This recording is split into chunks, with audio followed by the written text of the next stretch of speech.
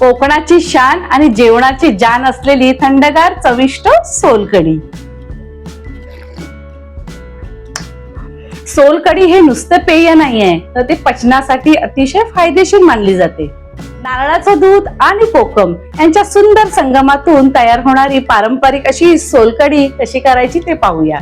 सर्वांना आवडणारी सोलकढी अगदी कमी साहित्यात बनते, त्यासाठी लागणारं आपण साहित्य पाहूया। आपण हा नारळ घेतलाय, हे कोकम आगळ घेतलंय, थोडा आल्याचा तुकडा, 2 लसणीच्या पाकळ्या, 2 मिरच्या, कोथिंबीर, मीठ आणि रंगासाठी आपण हा बीटरूटचा तुकडा घेतलाय आणि जिरे।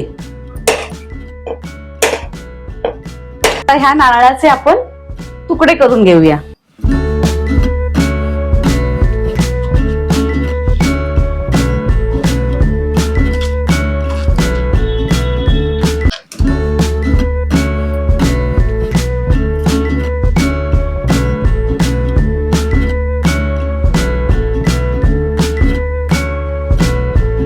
आता हे खोबऱ्याचे तुकडे आपण मिक्सरच्या भांड्यात टाकणार आहोत। त्यात आपण 2 लसणीच्या पाकळ्या, थोडा आल्याचा तुकडा, ह्या 2 मिरच्या आणि थोडा हा बीटरूट, त्याने रंग छान येतो। आणि हे आता आपण पाणी घालून मिक्सरला लावूया। आधी आपण असंच थोडं वाटून घेऊया।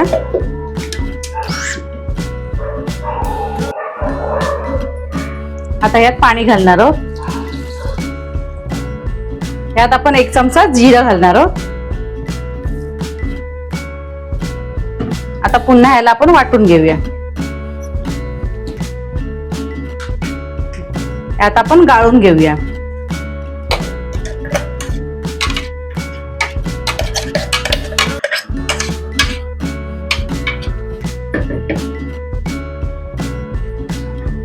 हे तुम्ही कपड्यातही गाळू शकता।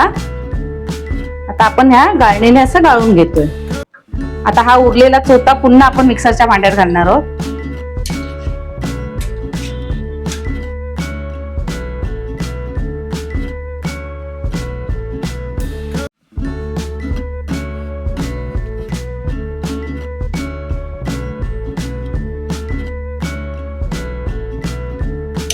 पुन्हा एकदा आपण हे मिक्सरला लावून घेणार आहोत, कारण अजून त्या चोथ्यामध्ये भरपूर असा रस निघणार आहे।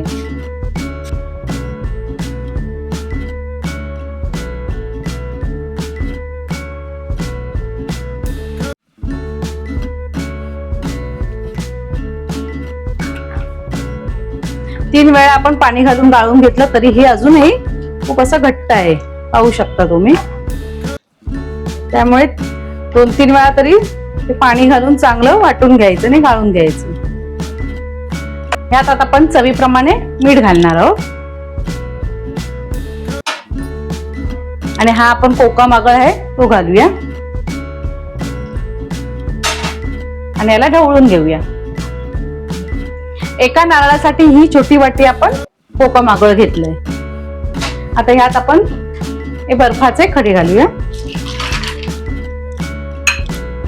आणि थोडी कोथिंबीर कापून घालूया।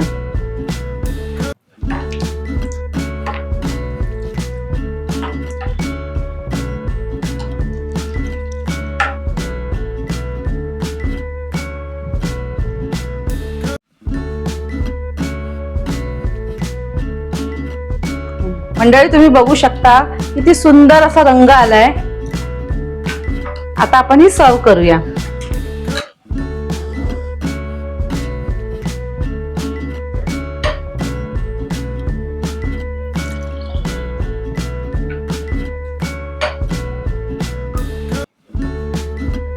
अशा प्रकारे थंडगार अशी आपली सोलकढी तयार झाली आहे।